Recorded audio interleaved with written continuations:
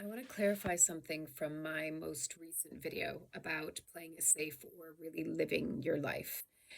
There needs to be this distinction between feeling safe and playing it safe.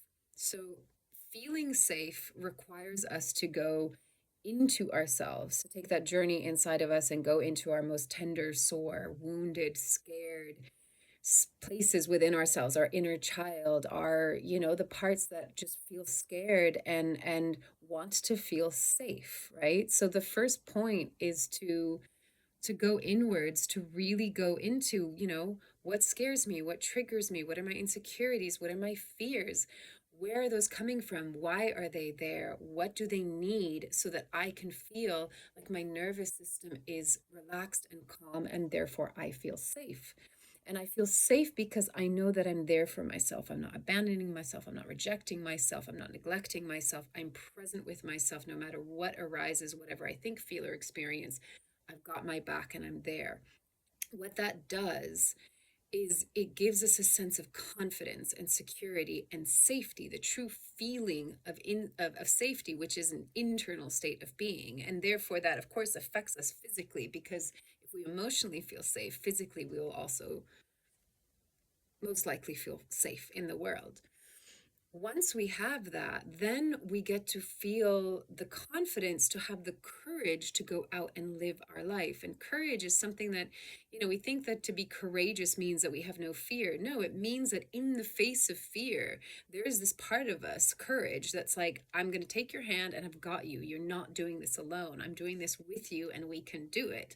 And courage comes from the word cœur, which is heart.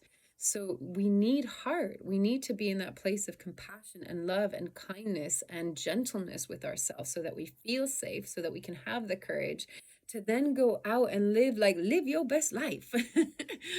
Because our soul, our spirit wants to be free. It is free. That's the thing, it is free. And so playing it safe is the opposite to what our soul innately is. Playing it safe is coming from a state of fear. And the fear is probably coming around because we have not been tending to the deeper parts of us that are scared, right? We're still in survival mode. We're still like operating from the reptilian part of our brain, which is in survival mode. And when I was studying, 20 years ago about human psychology and various other things, there was this model of survive or thrive. And you can either, well, you don't make the choice at first, but you can consciously make the choice when you do the work to not go into into survival. Because if you're in survival, then we're in fear, and then there's the illusion of safety, which comes from the perspective of, I need to have control. I need to be able to predict. I need to know what's going to happen. I need to feel safe, security, gates, cameras. I need to know, control this person and this outcome and what's going to end. But all of that is coming from fear. So it's actually not safety. It's the illusion of safety, because safety, true safety, is something that is felt on the inside, right? Then that can express itself in an external physical way, but it begins from the inside.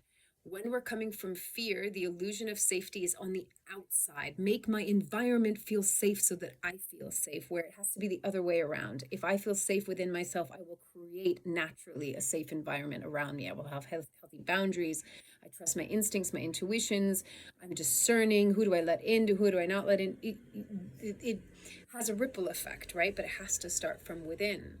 So just recognize that if you're needing this like grasping and clasping for safety, then it's probably showing you that you're in a state of fear. And if you're in a state of fear, that's fine.